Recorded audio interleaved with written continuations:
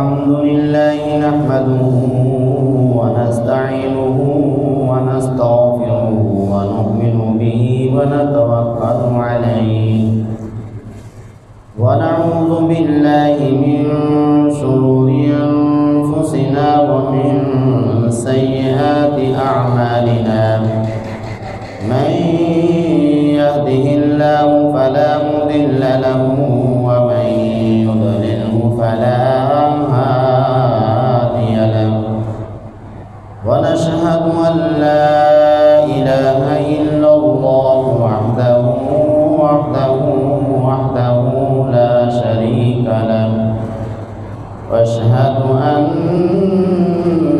محمدا عبده ورسوله أما بعد فأعوذ بالله من الشيطان الرجيم بسم الله الرحمن الرحيم قد أفلح من تزكى وذكر اسم ربه فصلى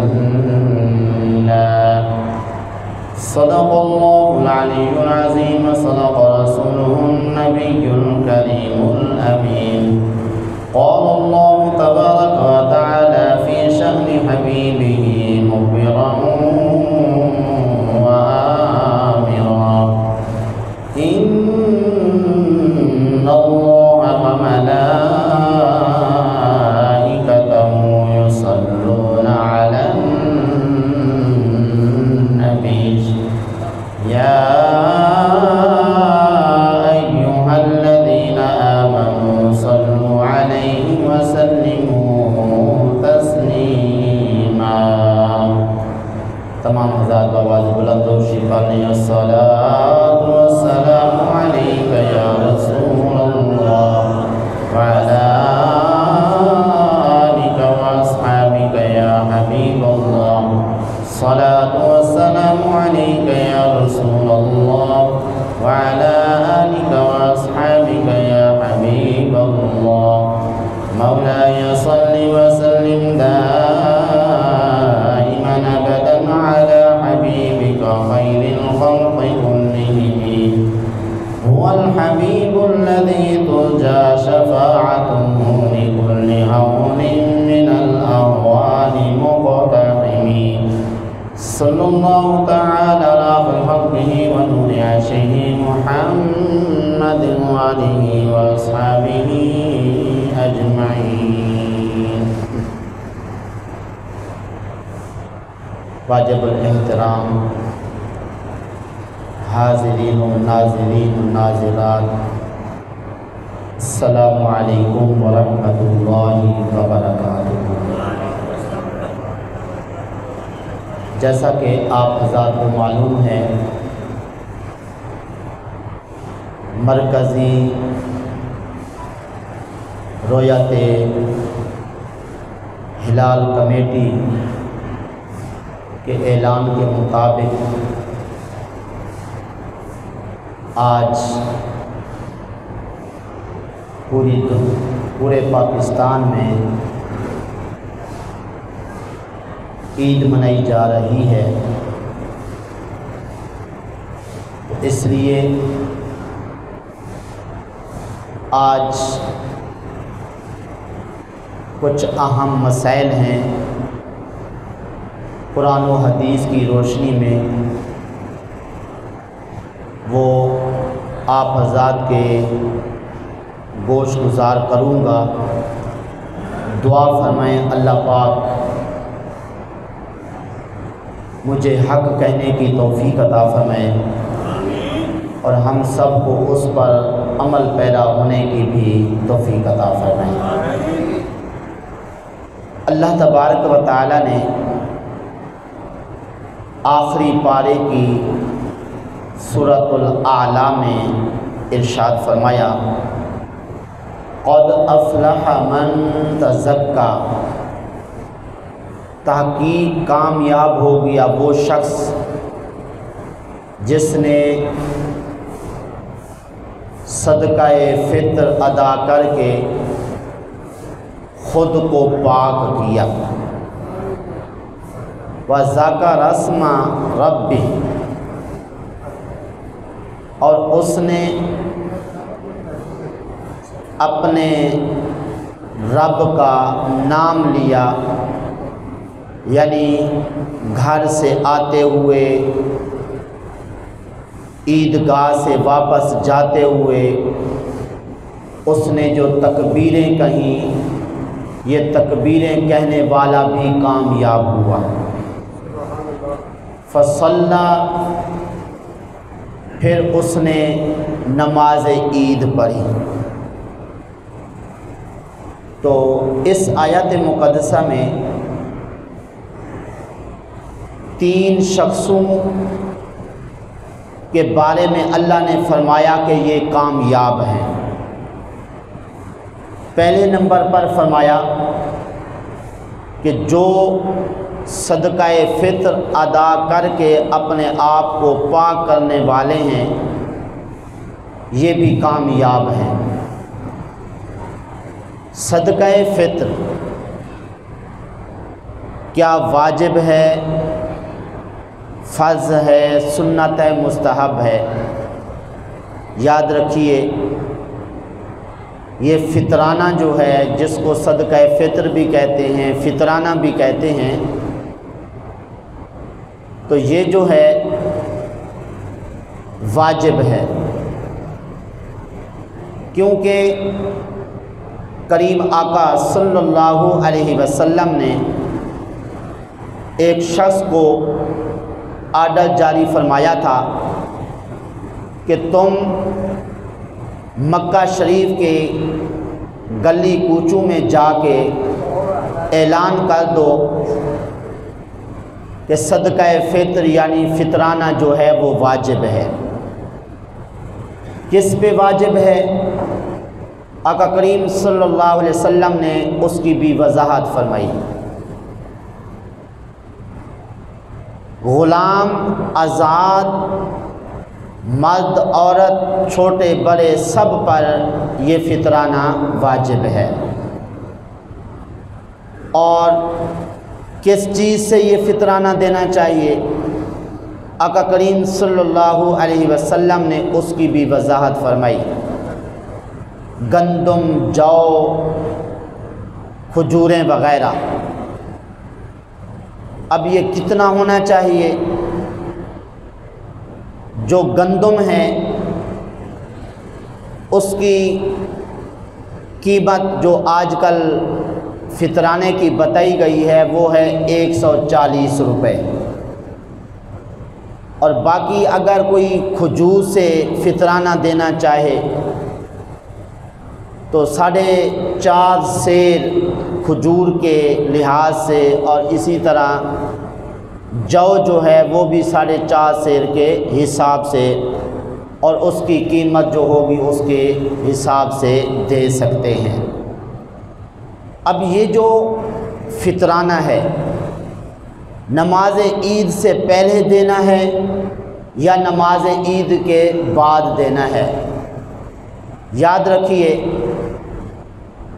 فطرانہ جو ہے وہ نماز عید سے پہلے دینا ہے۔ کیوں؟ حضرت ابو سعید خدری رضی اللہ تعالی عنہ فرماتے ہیں، آقا کریم صلی اللہ علیہ وسلم نماز عید سے پہلے فطرانہ دے دیتے تھے۔ فطرانہ دے کر آپ نماز عید کے لیے تشریف لے جاتے تھے۔ تو اس لیے ہمیں بھی نماز عید سے پہلے فطرانہ دے دینا چاہیے۔ اگر کوئی ہم میں سے ایسا یہاں پہ موجود ہے کہ اس نے ابھی صدقہ فطر نہیں ادا کیا، ابھی بھی وقت ہے کہ وہ صدقہ فطر جو ہے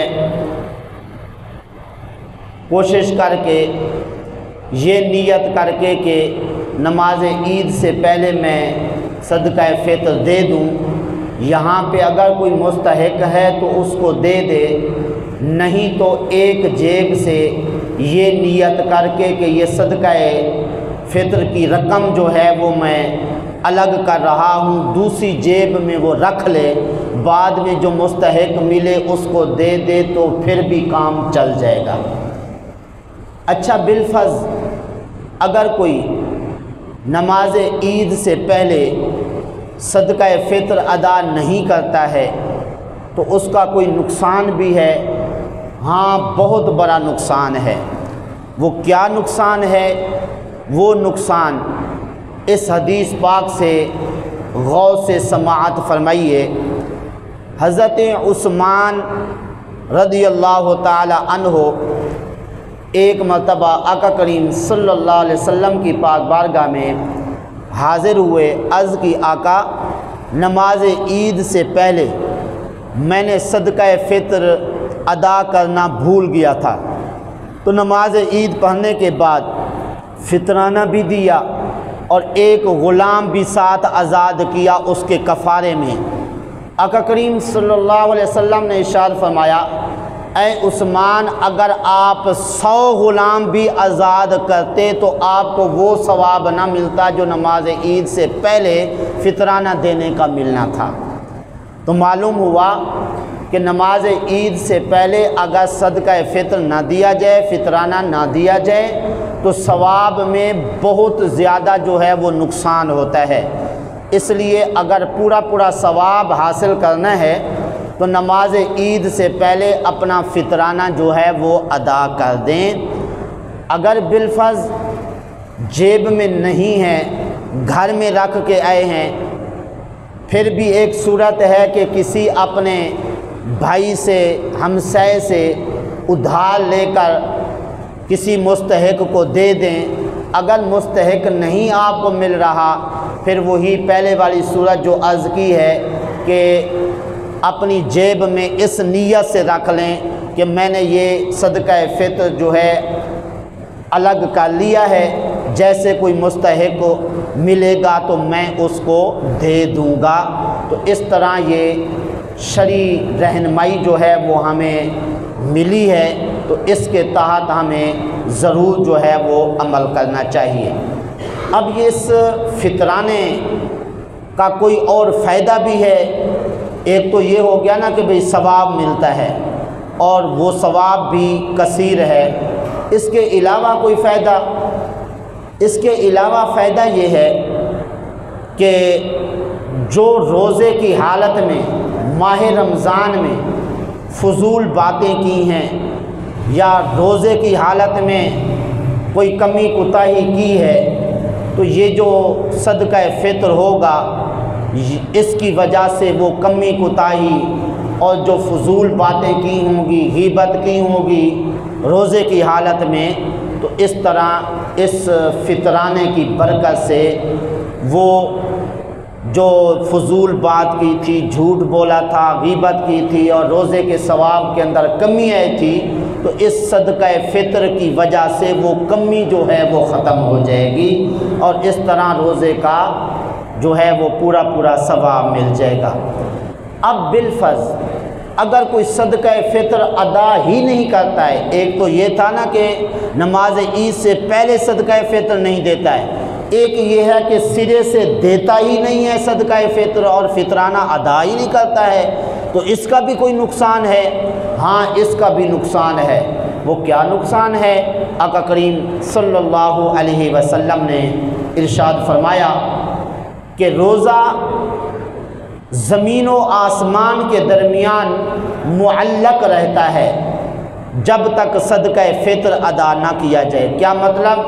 جب تک فطرانہ نہ دیا جائے اس وقت تک اللہ کی بارگاہ میں روزہ قبول ہی نہیں ہوتا ہے۔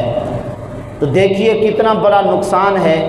روزہ رکھ لیا، ماہ رمضان کے اندر عبادتیں کی، روزے بھی رکھے، لیکن صدقہ فطر اگر ادا نہیں کیا اس صورت میں روزے اللہ کی بارگاہ میں قبول نہیں ہوں گے۔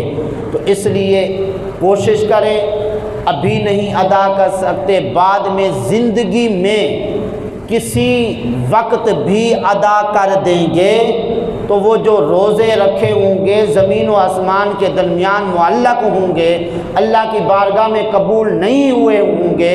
جس وقت بھی جس موقع پر صدقہ فطر ادا کر دیں گے تو وہ روزے اللہ کی بارگاہ میں قبول ہو جائیں گے۔ تو اس لیے یہ چند اہم باتیں تھیں صدقہ فطر کے سلسلے میں۔ اب یہ صدقہ فطر کس کس کو دیا جا سکتا ہے؟ آپ جانتے ہیں جو زکوٰۃ دینے والے لوگ ہیں وہ اچھی طرح جانتے ہیں کہ کس کس کو زکوٰۃ دے سکتے ہیں۔ تو جس کو زکوٰۃ دے سکتے ہیں اسی کو یہ فطرانہ بھی دے سکتے ہیں۔ فقیر ہے جس کے پاس ایک وقت کا کھانا ہے اس کو بھی یہ فطرانہ دے سکتے ہیں، زکوٰۃ دے سکتے ہیں۔ مسکین ہے کہ جس کے پاس ایک وقت کا بھی کھانا نہیں ہے تو اس کو بھی جو ہے یہ زکوٰۃ جس طرح دی جا سکتی ہے تو فطرانہ بھی اسے دیا جا سکتا ہے۔ اب سوال یہ ہے کہ ایک آدمی ہے اس کے ماں باپ غریب ہیں تو کیا وہ بیٹا یا بیٹی جو ماشاءاللہ مال و دولت والے ہیں کیا یہ ماں باپ کو، دادی دادے کو، نانی نانے کو صدقہ فطر یا زکوٰۃ دے سکتے ہیں؟ نہیں۔ اولاد اپنے ماں باپ کو، دادی دادے کو، نانی نانے کو زکوٰۃ بھی نہیں دے سکتے، فطرانہ بھی نہیں دے سکتے۔ اور اسی طرح ماں باپ ہیں وہ چاہتے ہیں کہ ہماری بیٹی ہمارا بیٹا غریب ہیں اور اس طرح ان کا گزر اوقات جو ہے وہ مشکل ہو رہا ہے، چلیں فطرانہ ان کو دے دیں یا زکوٰۃ جو ہے وہ اپنی اولاد کو دے دیں۔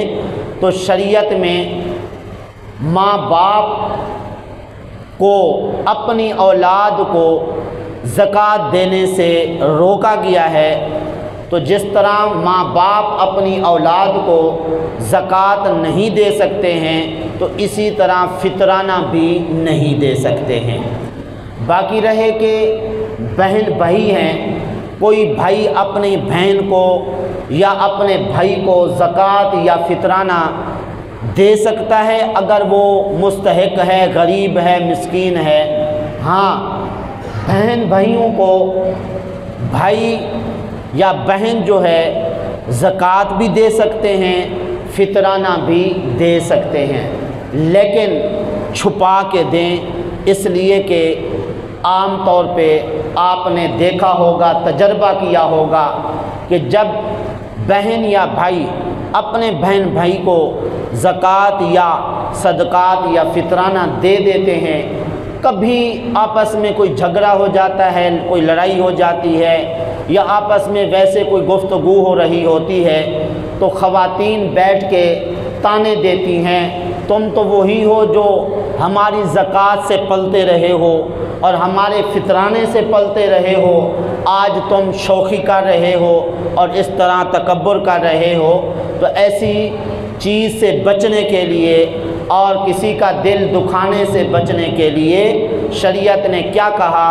شریعت نے یہ کہا کہ بہن بھائیوں کو اگر زکوٰۃ یا صدقات دینا ہو تو چھپا کے دیں تاکہ کسی موقع پر ان کی دل شکنی نہ ہو سکے۔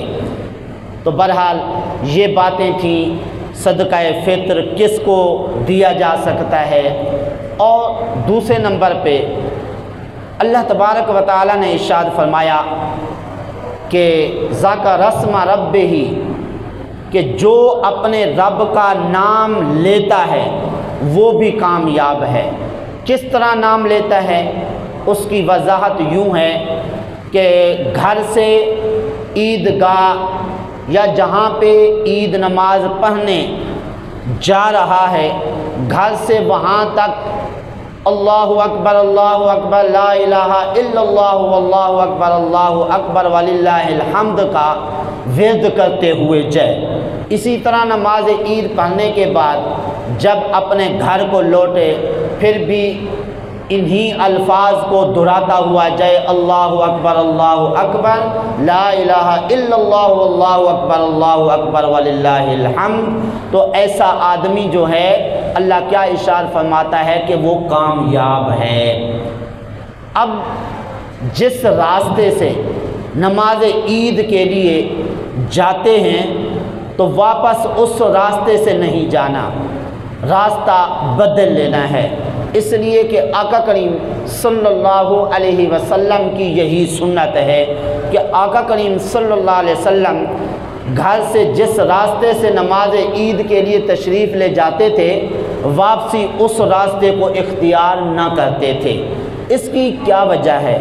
اس کی وجہ یہ ہے کہ راستہ بدل کے جائے گا تو راستے پر موجود مخلوق اللہ تعالیٰ کی اس کے نماز عید کے لیے جانے اور واپس لوٹنے پر گواہ بن جائے گی، کیونکہ عید والے دن اللہ کے حکم سے فرشتے پوری زمین پر آ کے راستوں کے سروں پر کھڑے ہو جاتے ہیں اور اس طرح وہ اعلان کرتے ہیں کہ اے اللہ کے بندو، تم نے روزے رکھے، ماہ رمضان المبارک کے اندر عبادات کی، اب تم اس پروردگار کی طرف نکلو جو بہت عطا فرمانے والا ہے اور بخشنے والا ہے۔ پھر اللہ تبارک و تعالی خود جو ہے اعلان فرماتا ہے، اے میرے بندو، میری عزت و جلال کی قسم، تم نے روزے رکھے، میری عبادات کی، آج جو کچھ تم آخرت کے بارے میں مانگو گے وہ میں عطا فرماؤں گا، اور جو تم دنیا کے بارے میں مانگو گے میں اس میں تمہاری بہتری دیکھوں گا، کہ جو تم مال مانگ رہے ہو، دولت مانگ رہے ہو اور دنیاوی اور کوئی چیزیں تم مانگ رہے ہو، اس کے اندر میں تمہاری بہتری دیکھوں گا۔ اگر تمہارے لیے اس چیز کے دینے کے اندر بہتری ہوئی تو وہ دنیاوی چیز تمہیں دے دوں گا، اگر تمہارے لیے بہتری اس میں نہ ہوئی تو وہ میں تمہیں نہیں دوں گا۔ تو اس لیے ہمیں اس طرف ضرور توجہ کرنی چاہیے کہ بعض اوقات بندہ کسی کو امیر ترین دیکھتا ہے، اس کے پاس مال فراوانی سے آ رہا ہوتا ہے، نعمتیں اس کے پاس فراوانی سے آ رہی ہوتی ہیں، تو وہ پھر برملا کہنا شروع کر دیتا ہے، اچھا اس کو اتنے پلاٹ مل گئے، اس کو اتنے کوٹھیاں مل گئیں، اتنی جائیداد مل گئی، مجھے میرے رب نے کیوں نہیں عطا فرمائی؟ تو اس لیے اس سے ہمیں یہ سبق ملا کہ اللہ تبارک و تعالی جس کو جو کچھ دنیا کے اندر دیتا ہے اس کے لیے بہتری دیکھتا ہے، جو اس کے حق میں بہتر ہوتا ہے وہ اسے عطا فرماتا ہے۔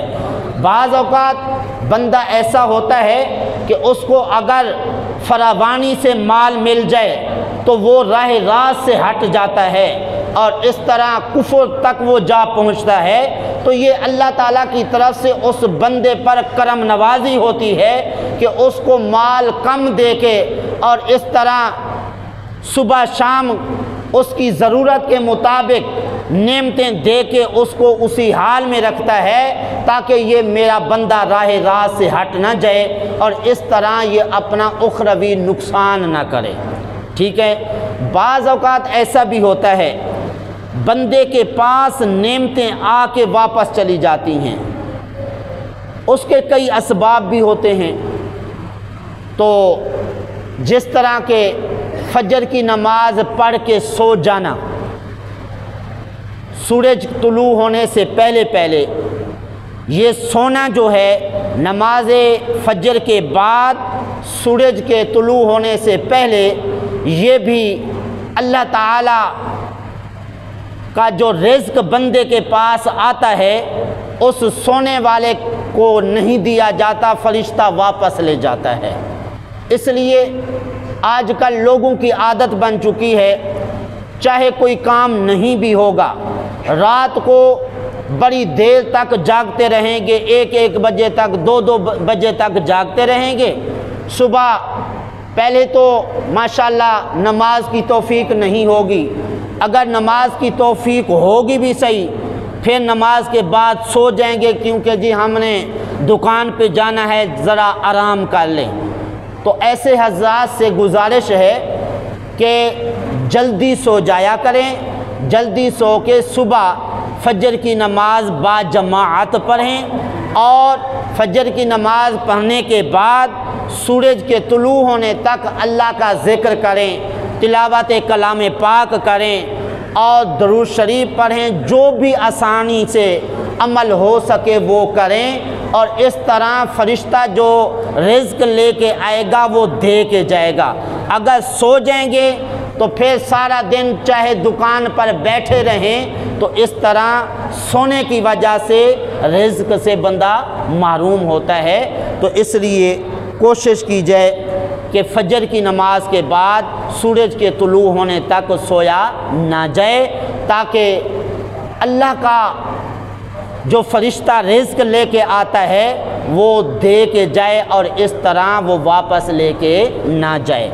اچھا، میں عرض کر رہا تھا کہ بعض اوقات بندے کے پاس مال بھی ہوتا ہے، کوٹھیاں پلاٹ بھی ہوتے ہیں، لیکن آہستہ آہستہ اس کا نقصان ہونا شروع ہو جاتا ہے، یہاں تک کہ جس گھر کے اندر رہتا ہے وہ گھر بھی بک جاتا ہے، دکان بھی بک جاتی ہے، سارا کچھ اب کرائے پر وہ رہنا شروع کر دیتا ہے۔ تو بہرحال میں عرض کر رہا تھا، بعض اوقات بندے کے پاس مال و دولت فراوانی سے ہوتی ہے، لیکن آہستہ آہستہ اس سے وہ چھن لی جاتی ہے، وہ بالکل بیچارہ غریب اور مسکین اور فقیر ہو کے رہ جاتا ہے۔ تو ایسی صورت میں ایسے بندے کو کیا کرنا چاہیے؟ ہمارے ہاں تو معاذ اللہ ایسی باتیں بھی کی جاتی ہیں کہ وہ باتیں کرنے والا کفر تک پہنچ جاتا ہے، لیکن جو ہمیں شریعت کہتی ہے کہ ایسی صورت میں کہ سب کچھ ہونے کے باوجود سب کچھ چلا جاتا ہے، اس صورت میں ایسے بندے کو کیا سوچنا چاہیے، سوچ کیا رکھنی چاہیے؟ اللہ کا قرآن فرماتا ہے، کیا فرماتا ہے؟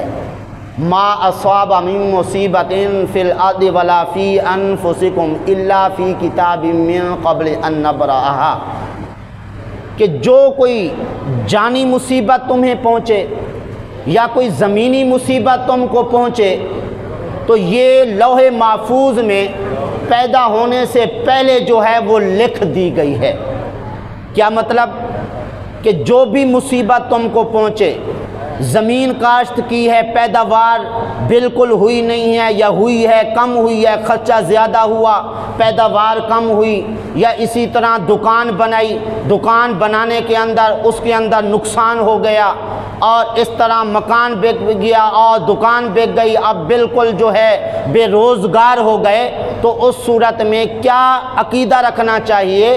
اللہ کا قرآن کہتا ہے یہ عقیدہ رکھنا چاہیے کہ میرے رب نے جب تک میرے پاس یہ مال رکھنا پسند کیا تو رکھا، اب جو ہے مجھے غریب فقیر کر دیا تو یہ میرا فقیر غریب ہونا جو ہے یہ بھی لوح محفوظ میں لکھ دیا گیا، تو اس لیے اب مجھے اپنی زبان سے کسی قسم کی گفتگو ایسی نہیں کرنی ہے کہ جس سے اللہ رسول ناراض ہو جائیں، بلکہ خود اللہ نے فرمایا لِكَيْ لَا تَعْصَوْا عَلَى مَا فَاتَكُمْ، کہ یہ لوح محفوظ میں تمہارا غریب ہونا، تمہارا فقیر ہونا اور تمہارا مصیبت زدہ ہونا جو ہے یہ اس لیے لکھ دیا گیا ہے کہ تم افسوس نہ کرو، تم افسوس نہ کرو، تم پریشان نہ ہو، تم غمگین نہ ہو کہ ہے ہم اتنے امیر لوگ تھے اب غریب ہو گئے، اب پہلے ہم لوگوں کو دیا کرتے تھے اب لوگوں سے لینے والے بن گئے ہیں۔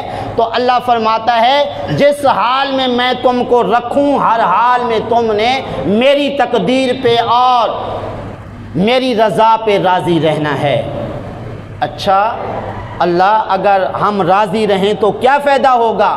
فرمایا اگر تم میری تقدیر میری رضا پہ راضی رہو گے تو اس صورت میں سب سے زیادہ مالدار بن جاؤ گے۔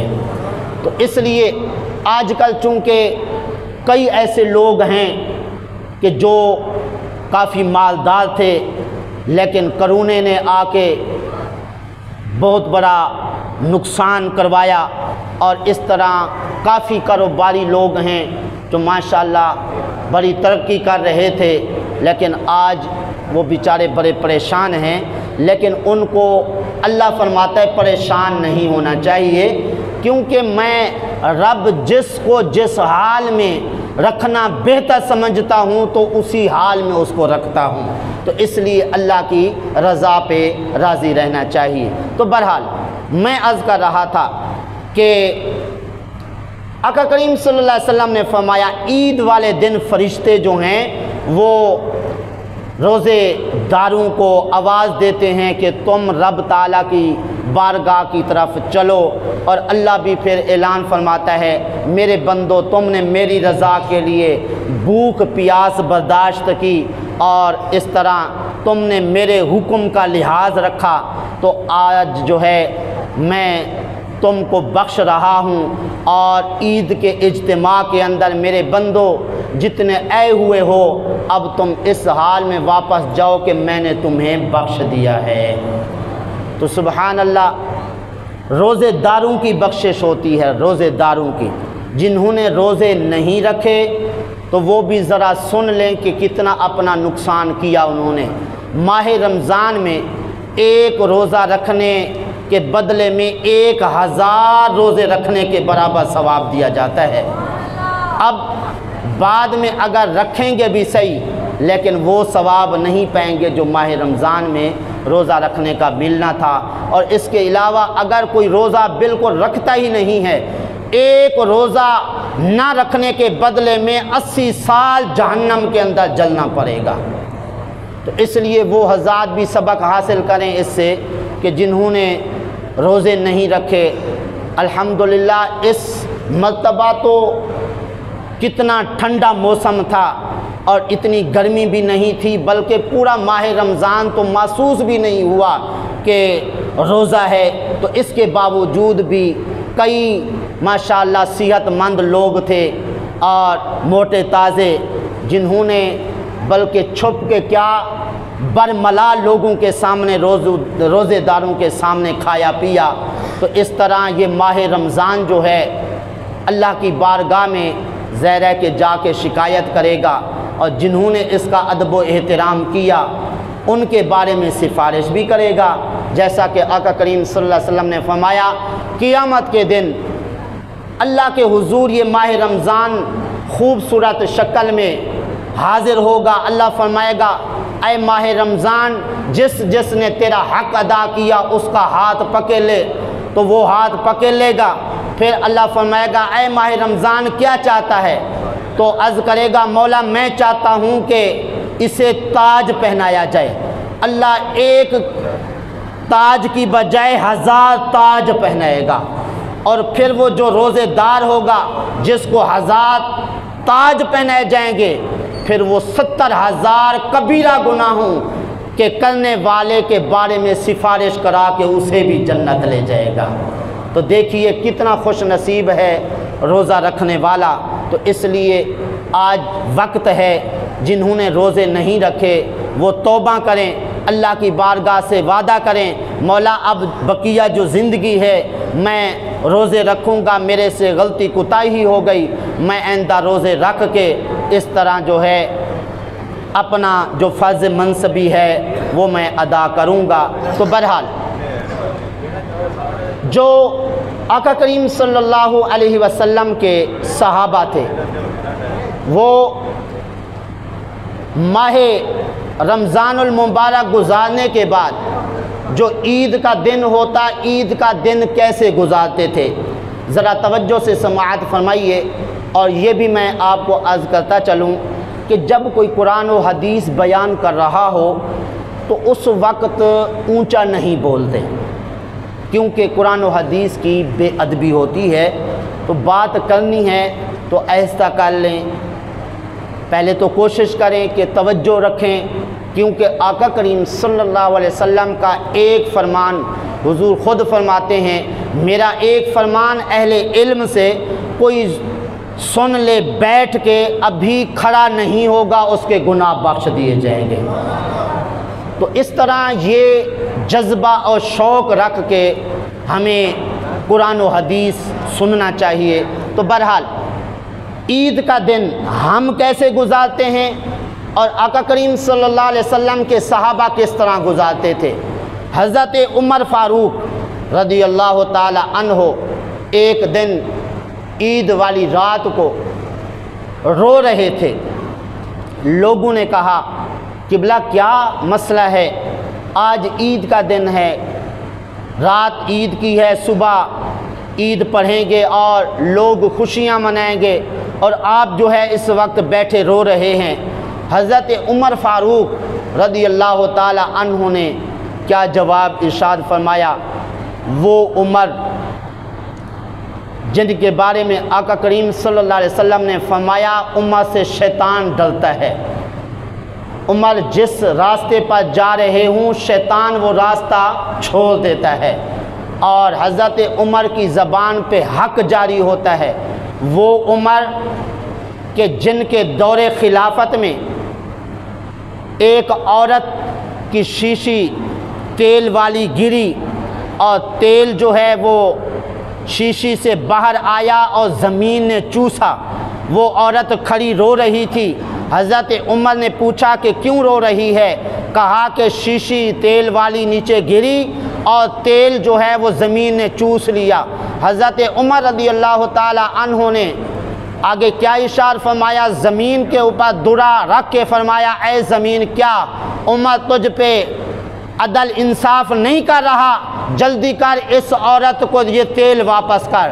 تو زمین نے وہ تیل اگل دیا اور اس عورت نے وہ تیل اپنی شیشی میں واپس لے لیا۔ تو یہ وہ عمر ہیں جی، سبحان اللہ۔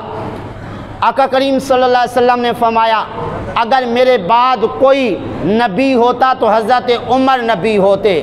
تو وہ عمر آگے کیا جواب ارشاد فرماتے ہیں کہ جب آپ کو کہا گیا کل عید کا دن ہے، لوگ خوشیاں منا رہے ہیں، آپ رو رہے ہیں، آپ نے فرمایا لوگوں یہ کل جو عید کا دن ہے یہ کچھ لوگوں کے لیے عید کا دن ہے، کچھ کے لیے وعید کا دن ہے۔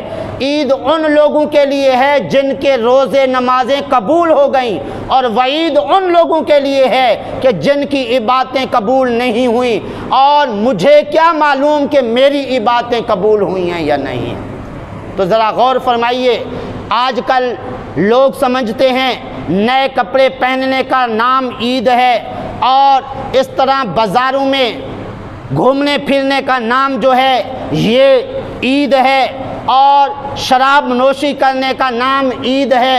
یاد رکھیے ماہ رمضان المبارک کے اندر شیطان قید رہتا ہے اور اسے جکڑا جاتا ہے، اس لیے آپ دیکھتے ہیں کہ جو بے نمازی ہوتے ہیں، جو کبھی مسجد میں نہیں آتے، شیطان کے باندھے جانے کی وجہ سے وہ مسجد کے اندر آ جاتے ہیں، اس طرح روزے رکھتے ہیں، نمازیں پڑھتے ہیں، اپنے گناہوں کی معافی مانگتے ہیں، لیکن آقا کریم صلی اللہ علیہ وسلم فرماتے ہیں جیسے عید کا چاند نظر آتا ہے تو شیطان جو ہے وہ چیختا ہے، چلاتا ہے، اس کے باقی جو ماتحت شیطان ہوتے ہیں وہ اکٹھے ہو جاتے ہیں، وہ کہتے ہیں تجھے کیا ہوا اور اتنا تو چیخ رہا ہے، چلا رہا ہے؟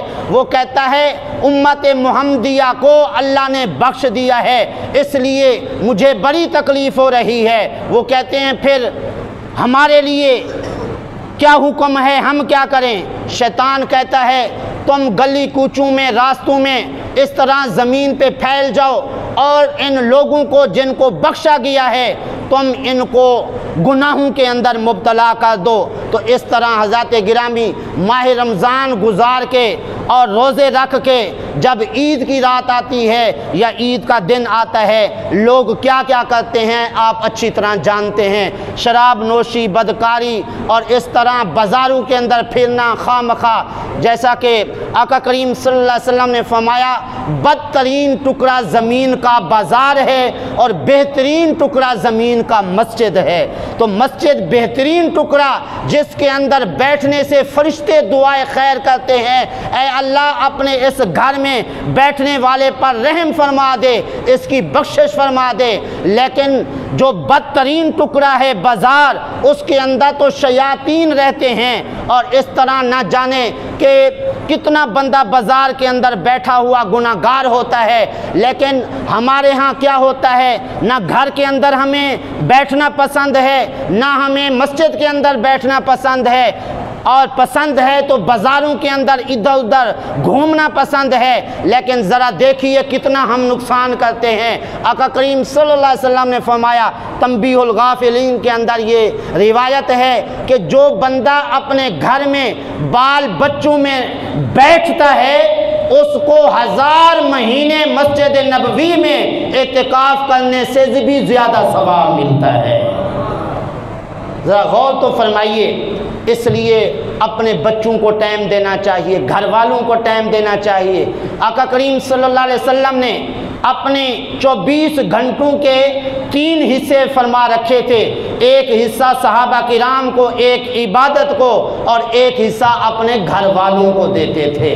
تو اس لیے آقا کریم صلی اللہ علیہ وسلم کی اس سنت کو دیکھتے ہوئے گھر کے اندر اپنا وقت گزارنا چاہیے، گھر والوں کو ٹائم دینا چاہیے۔ تو بہرحال میں عرض کر رہا تھا کہ یہ عید کا دن جو ہے جی سب لوگوں کے لیے نہیں ہے، کچھ وعید والے بھی ہیں، کچھ عید والے بھی ہیں۔ جن کے قبول ہو گئے وہ ان کے لیے عید، جن کے قبول نہیں ہوئے ان کے لیے وعید۔ اب یہ ہم کو دیکھنا ہوگا، غور کرنا ہوگا کہ کہیں ہم مردودوں میں سے تو نہیں ہیں اور ہماری عبادتیں رد تو نہیں ہو گئی ہیں۔ بس یہی فکر لے کے چلیں گے انشاءاللہ۔ اور آپ حضرات جانتے ہیں کہ بیت المقدس جو پہلا قبلہ ہے ہمارا، تو اس کے اندر آپ نے دیکھا گولیاں چلیں اور نمازیوں کو لہو لہان کیا گیا۔ تو ہم سارے مل کے اس بات کی مذمت کرتے ہیں کہ یہ جو کچھ ہوا یہ اچھا نہیں ہوا۔ آج اگر ہم لوگ اس پہ آواز نہیں اٹھائیں گے تو کل پھر ہماری بھی باری آ جائے گی۔ اور آقا کریم صلی اللہ علیہ وسلم نے یہ خود پہلے غیبی خبر دے دی تھی۔